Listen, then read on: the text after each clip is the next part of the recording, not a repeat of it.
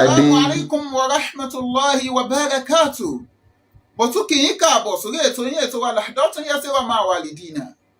A moment with our father, àsìkò ráńpẹ́ pẹ̀lú àwọn bàbá wa. Alhamdulillah, látọ̀sẹ̀ tó lọ láti ń bà á bọ̀ pẹ̀lú bàbá wa Pòfẹ́sọ̀ Ibrahim Jamiu Otuyo, olùkọ́ àgbà pòfẹ́sọ̀ àgbà ní ẹ jẹ́ nílé ẹ̀kọ́ Al-Hikmah Yunifásitì nílùú Ìlọrin. Lónìí a tẹ̀síwájú láti máa fi hàn ra wa lọ nípa ẹ̀kọ́ kíni ẹ̀kọ́ tá a tún kọ́ lọ́dọ̀ bàbá wa lónìí. Bàbá wa ẹ bá ń sálámà sí gbogbo àwọn èèyàn tí ń wò wá. Assalamu alaikum wa rahmatullahi wa barakatuh. Wa alaikum salam wa rahmatullahi wa barakatuh. Ẹ káàbọ̀ ẹ ṣeun bàbá wa lọ́wọ́ jẹ́ àárín yín pẹ́. Níjẹ̀jọ́ bàbá wa dá wa lẹ́kọ̀ọ́ nípa ogún pínpín ni àtàwọn ẹ̀kọ́ míì náà. Lónìí bàbá wa lára àwọn project míì tẹ́ ẹ̀kọ́ ó wà ká tún jàǹfààní ńbẹ̀. Naam, bismillahir rahmanir rahim, alhamdulillah, wassalatu wassalamu ala rasulillah, amma ba'd.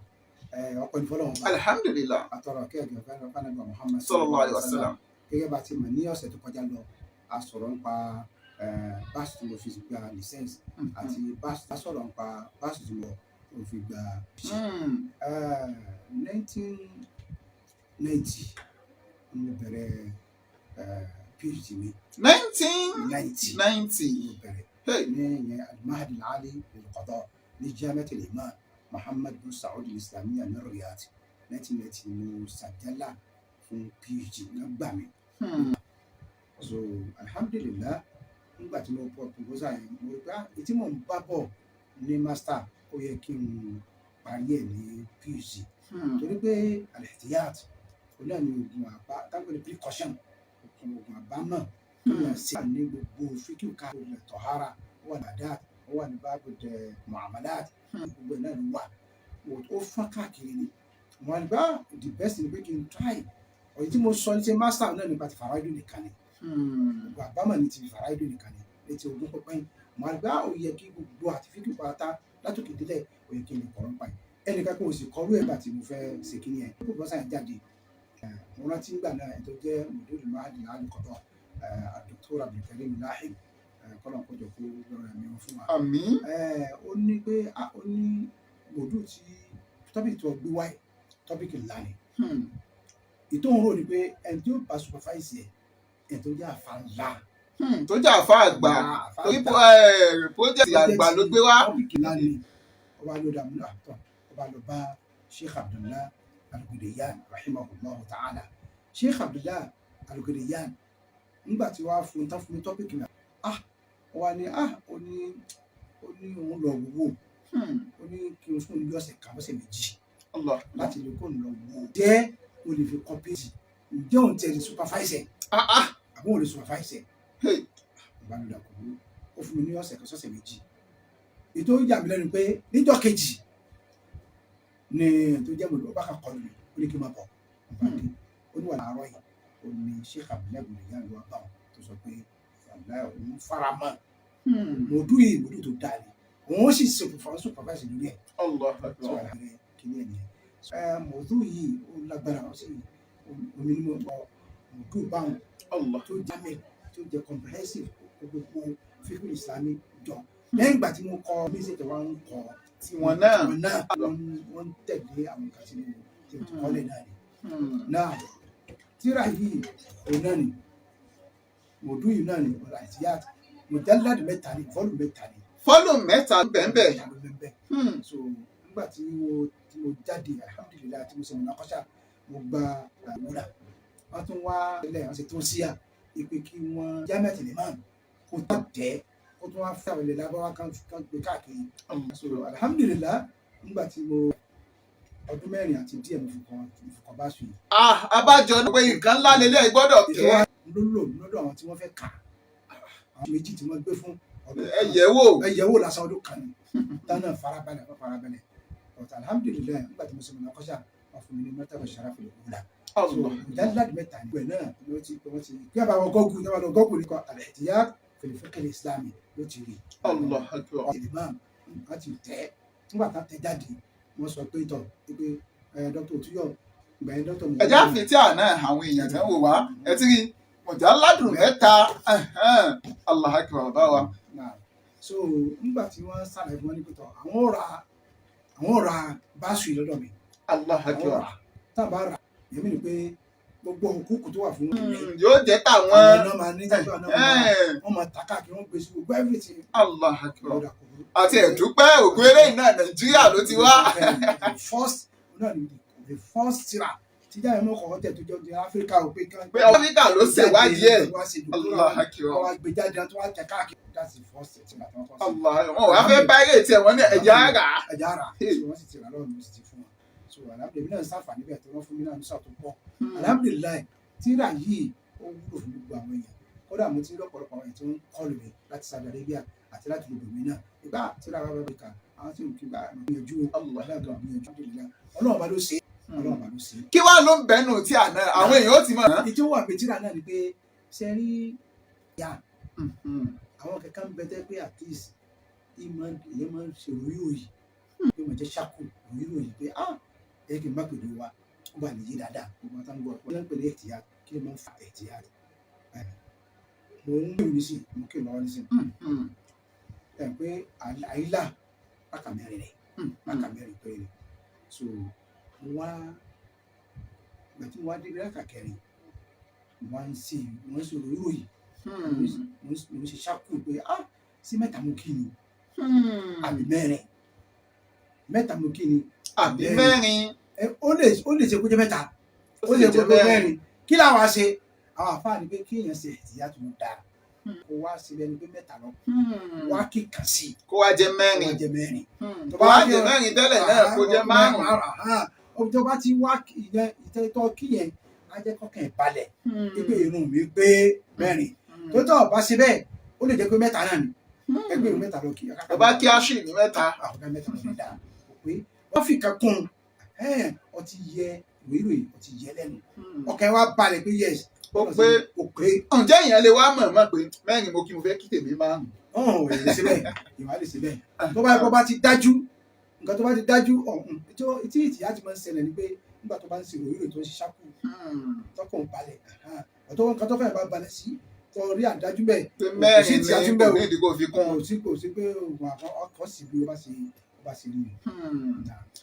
nínú nǹkan mi ìwọlẹ̀ tún kọ́ nípa yìí. náà ṣé wàá rí nípa ìtìyà tí mo wá ṣe kọ́kọ́ sọ ní pẹ̀lú àjẹ́ kọ́ídà ni ǹjẹ́ pírísìpù ni àbí kìí ṣe pírísìpù mo gbìyànjú káàkiri kọ́ídà ni tó gbìyànjú bá gbogbo fíkìrù látòkè délẹ̀ àwọn rí ọ̀pọ̀lọpọ̀ àwọn masáìl àwọn fúrọ́ tó yẹ pé at least tó yẹ pé àwọn afá wọn dájọ́ àbí àríwá Muhammad sallallahu alaihi wasallam torí ìtìyà ti ni kí ẹ sì gun àpá máa nílò lọ́nà náà fi ṣe ó jẹ́ ìdájọ́ rẹ̀ so yẹn mo á mú láti pilẹ̀ dópin láti gbé bábù tọ̀hárà títí di bábù sọ̀lá bábù bìlẹ̀ bàdát dákòókò bábù lè bàdát ọ̀gbọ̀n bábù lè màmúlát ọ̀gbọ̀n bábù lè màmúlát ọ̀gbọ̀n olùkọ́ jìnnà láti olùkọ́ jìnnà àwọn ọ̀dọ́yà mọ̀ásírà náà àwọn yíṣù tẹ pé ó ṣe ń ṣẹlẹ̀ tẹ pé ó ní ìdíkà ṣe ìtìyà tí lórí ọ̀tún ṣe yẹn náà so ilé wa jẹ́ bí àwọn nǹkan tó ń pè ní ìtìyà àti nǹkan tó ń kọ sínú.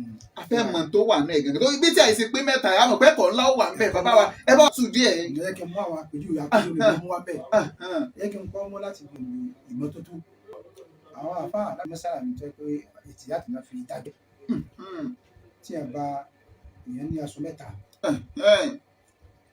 ló ní ó sì fẹ́ kí wọn tí wọ́n sì fẹ́ kí wọn pé yóò ṣàwọ̀sàn bẹ́ẹ̀ni láti bọ̀ ọwọ́ rẹ̀ kó tó kí wọn ọ̀dà àjẹ́ tó ní wọn so ìyẹn láṣọ mẹ́ta lápèjì sí ó dán lójú pé ọ̀tọ̀ sí kan bẹ́ẹ̀. lórí àgbò ń fún sáré lọ́wọ́ díẹ̀ gbọ̀n sí. ìtọ̀ wà ìtọ̀ tó dá pé aṣọ ìṣe kí ọ̀ma ó ti gbẹ àwọn amọ̀ èrò ní mẹ́ẹ̀ta yìí. kọ́lọ̀ kan náà tún ní mẹ́tẹ̀ẹ̀ta. bó lọ sí sí sọ́wọ́ amúkan ní ọ̀sẹ̀ lásán ní sọ́wọ́ múkan bẹ́ẹ̀ wọ́n sì ń gbọ́ ọmọ kí tó bá múkan bẹ́ẹ̀ ó lè jẹ́ pé ìtọ̀ ọ̀tọ̀ sí gan-an ló mú. àwọn àfáàní pé tọ́ sí ẹ̀tìyà tó lọ́wọ́ sí wọ́n sì gbọ́ ọgbọ́n bẹ́ẹ̀ ẹ̀tìyà tó lọ́wọ́ sí kọ́ṣán bẹ́ẹ̀ lọ́wọ́ tó ń ṣe ni pé ọwọ́ akínú lẹ́ta ìkọ̀ọ̀kan ọ̀kẹ́lẹ̀. ó wọ mẹ́tẹ̀ẹ̀ta fi hàn kọ̀ọ̀kan. àbíkọ méjì tó wà ń mẹ́tẹ̀ẹ̀ta tẹ̀lé ọ̀mù ọkùnrin balẹ̀ pé yes pé kò sí nítorí oṣù tí tọ̀ wà ní fi kírun. ní ẹ̀mí tọ̀ ara nù àpèjọ ìkànnì ẹ̀ẹ́dùn má pè níbi ìbàdàn àti ibi àsọ̀láàtì lápèjọ àsọ̀láàtì gẹ́gẹ́ bá ti sọ nísìn pé ó dá òkè màmá pèjì méjì wà Assalamu alaikum wa rahmatullahi wa barakatuhu. Knowledge is facts, information, or skills. Al-Yamana International School dé. Ilé ẹ̀kọ́ kan pàtàkì tá a ti ń fọ́mọ lómi ọgbọ́n, ibi ìmọ̀ ẹ̀kọ́ ìwé àti kéwú sodo sí fẹ́ni tó bá fẹ́ tọ́mọ rẹ̀. Ilé ẹ̀kọ́ pọ̀ nílẹ̀ yìí, eyín ọ̀gán dáyọ̀ gédéǹgbé láàrin egun tó fi kalẹ̀ sérígi ni. Ìmọ̀ tó yè kooro ni káwí àbí tàwọn àyíká àwọn tó dùn rí, àwọn olùkọ́ wọn pérégedé, ìjọba tún fóńtẹ̀lú ilé ẹ̀kọ́ wọn gbà. Ìlànà bọ́mọ ṣe álìkù tó wà gédégbé àti kéwú àtìwé jẹ́ kí wọ́n yọ gbangba bí àlà. Ìgbanisí yàrá àkàwé láti bẹ̀rẹ̀ pẹ̀pẹ̀ délé ẹ̀kọ́ gíga ń lọ lọ́wọ́. Nursery 1 ti primary 1 títí dé 5. Ilé ẹ̀kọ́ girama tún ń bẹ. JSS tó fi dórí SS classes ló wà. Nọ́mbà 37 Ògbólúwà street Ọ̀sìmáwá road Láborí Ọlọ́jà Líkòsí Ògìjó nílé ẹ̀kọ́ wọn dúró sí Tandi. Ẹ tún lè kàn sí Gbága road Ẹ̀ríyọ̀ village Ògìjó nípínlẹ̀ Ògùn ni. Bákan náà Múlẹ́rúwá Gbága off Ìkòròdú express road. Ẹ wo olóyè náà, ẹ lè kàn sí wọn lágbègbè Mọ́yá Ìkòròdú nípínlẹ̀ Èkó. Ẹ sì lè pè wọ́n sórí àwọn ẹ̀rọ ìbánisọ̀rọ̀ wọ̀nyí 08163548947 tàbí 08034026394 tàbí 07062668227. Bákan náà lẹ lè kàn sí wọn lórí ímeèlì wọn trusted@yahoo.com ní ímeèlì náà. It's an obligation upon every Muslims seeking knowledge for the sake of Allah. Ìròyìn ayọ̀ rèé fákẹ́kọ̀ọ́ tó fẹ́ wọlé ẹ̀kọ́ gíga ńlá. Ìrọ̀rùn ló já sí, ẹ kú oríire. Al-Yamana Institute ti dájọ́sepọ̀ mọ́ Ahmadu Bello University ní Zaria.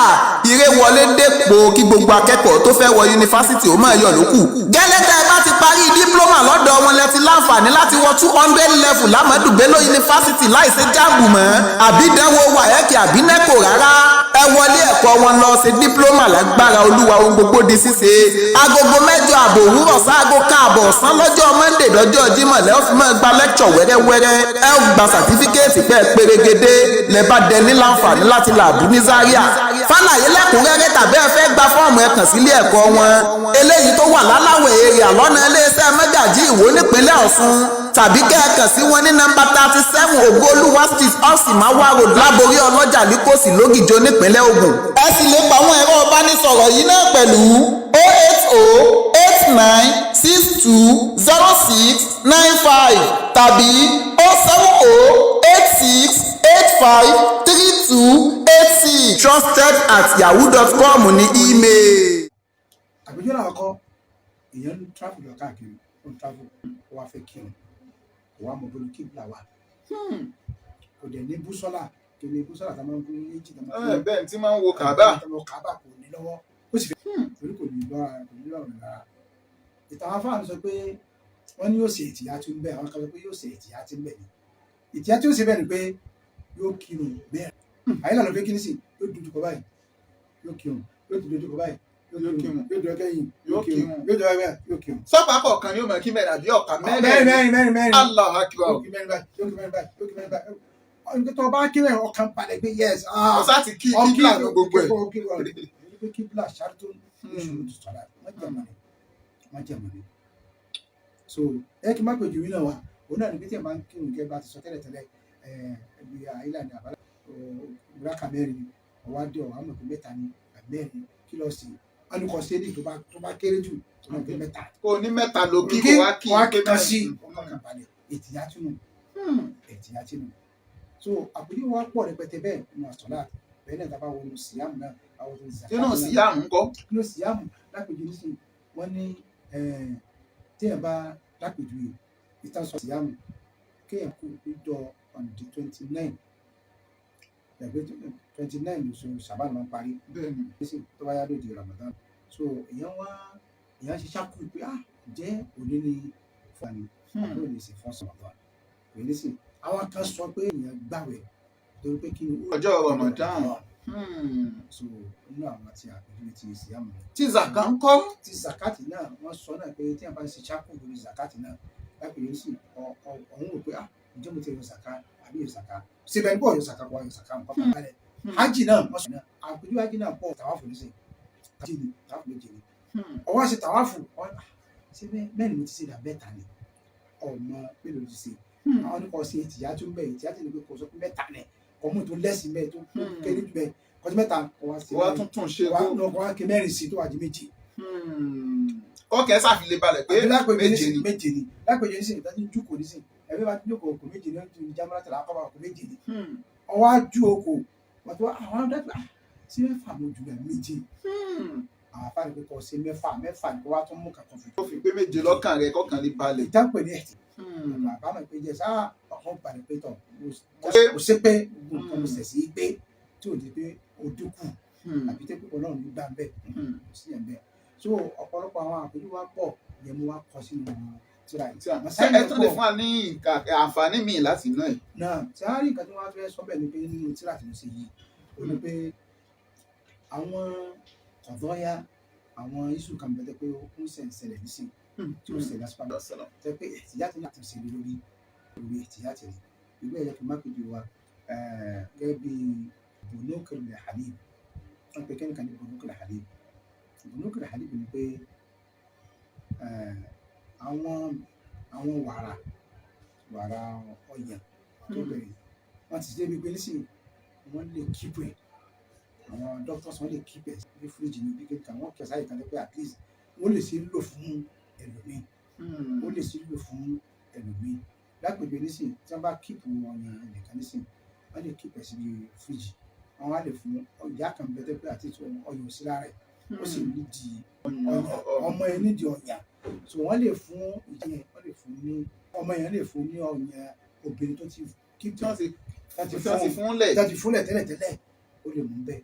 ìtàn wọn tẹ pé ìtìyà ti ní pé ó wá ń ṣẹlẹ̀ pé tẹ̀bí ẹ̀ bá ti mú wọn bá mú ọyàn ìyá yẹn ti di ìwọ fún kò lè fẹ́ mọ́ láíláí tí ò bá dá yà mọ̀ ńgọ́. àwọn ní kí èèyàn ṣe ìtìyà tí wọ́n ti kàn gbìyànjú wọn ìyá yẹn wọ́n mọ̀ orúkọ ń tọ̀ torí pé kí ọmọ tó mọ yẹn kó máa pé wà lọ á di pé wà lọ á fẹ́ lọ́jọ́ iwájú pé haramu ni so ìtìyà tì nù irú àwọn ìtìyà tì mí jẹ́ pé ó tún ṣẹlẹ̀ ní ẹ̀gbìn náà nípa tó gbogbo pẹ́ ẹni tí oyún nísìn ọmọ méjì ní ẹ̀ọ̀kan ní ọkùnrin obìnrin kan gùn kankan lẹ̀ fún wọn àbẹ́ ẹ̀ tí ò sí àbí ẹ̀ tí ò sí táwọn tó sọnù ni oríṣiríṣi àwọn àpòyé wa pọ̀ bẹ́ẹ̀ hàn tó pé àti ìsìnkú kọ sínú àfẹ́sára yìí tó pé ó bá jẹ́ pé jẹ́ òjijì ní al-ihtiyatu fil fiqhi al-islami. ẹ ṣeun bàbá wa sáà tún lè rí àǹfààní díẹ̀ jẹ sínú ẹ̀. náà àǹfààní tó tún wà níbẹ̀ tó tún pọ̀ ni pé tẹ́rí ihtiyati yìí ǹjẹ́ kọ́ídà ni ṣé kọ́ídà ti usul fiqhi ni àbí kọ́ídà ti fiqhiyya ni torí ọ̀tọ̀ ni kọ́ídà ti usuliyya ọ̀tọ̀ ni kọ́ídà ti fiqhiyya mo gbìyànjú láti ṣe pé ihtiyati olùyẹn lè pè ní kọ́ídà ti fiqhiyya ìyẹn sì lè pè ní kọ́ídà tó usuliyya. padà mú bẹ́ẹ̀ náà. nínú ọ̀tọ́ tó wà ní pé al-ihtiyatu náà kì í ṣe kó bóyá nǹkan tuntun nígbà nígbà Muhammad sallallahu alaihi wasallam àwọn masáìlú kan bẹ àwọn nǹkan kan bẹ tẹ́kọ̀ náà ó ṣe nípa ihtiyati ni òun náà ṣe ihtiyati ni ló fi kíní ẹ̀ lẹ̀. lápèjú edison pé mápèjú wa nígbà Muhammad sallallahu alaihi wasallam támúrò kan bẹ déètì kan bẹ déètì sàrà ni polisi ó wá jábọ́ nǹkan jábọ́ ànábì ò wá jẹ wọn fún ànábì kan ànábì ò lè jẹ because kò mọ because ó lè jẹ pé sàrà ni ànábì sì jẹ sàrà polisi nítorí ẹ wà ànábì ò jẹ torí pé tìyà kó máa jẹ pé ó bọ́ sí nǹkan tẹ́ pé kí Ọlọ́run fẹ́.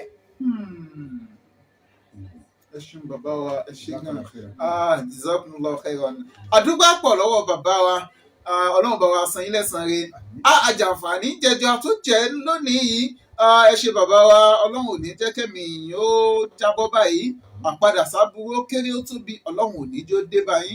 bàbá wa tá ń gbà lálejò náà ni bàbá wa pòfẹ́sọ̀ àgbà Fadilatu Sheikh pòfẹ́sọ̀ Ibrahim Jamiu Otuyo láti ìlú Òmùpó bàbá ọlọ́mọ bíbí Òmùpó làwọn. nǹkan tó wá ṣe mí lè mọ̀ ni pé bàbá wa tún ní Áfíríkà àkọ́kọ́ tó tún jọmọ Nàìjíríà ó tún wá jọmọ Yorùbá tí àwọn lábáwọ̀ wá ní kí ni o ìǹtẹ́ fi ṣe project yìí mo fẹ́ rà á àfẹ́ kó máa jẹ́ kí ni kó máa jẹ́ àǹfààní fún gbogbo èèyàn. oríire ńlá lélẹ́yìí jẹ́ fúnlẹ̀ Yorùbá àwa ọ̀dọ́ tá ń bọ̀ náà mo lérò pé àti kẹ́kọ̀ọ́ kan àbẹ́jì gbogbo bí abáwọ̀ ẹja máa ṣàǹfààní ń bẹ̀ gbogbo ẹ̀bùn tí èèyàn bá ní tó jẹ́ ẹ̀bùn dáadáa tó bá ṣẹ̀ríà mu ẹja máa fi ṣàǹfààní fáwọn èèyàn yóò jógo ìwúrí fún ọ yóò tún wá jàǹfààní fáwọn èèyàn tí èèyàn ó tún gbà ládàá ń bẹ̀.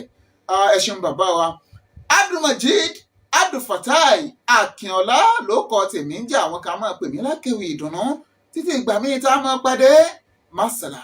Assalamu alaikum wa rahmatullahi wa barakatuh. Wa alaikum salam wa rahmatullahi wa barakatuh. Àwa afẹ́ kọ́gbọ́n ọ̀dọ̀ yín la wá afẹ́ kọ́mọ̀ o ọ̀dọ̀ yín la wá bàbá wa ìmọ̀ pẹ̀lú ọgbọ́n ló gbé wá dé.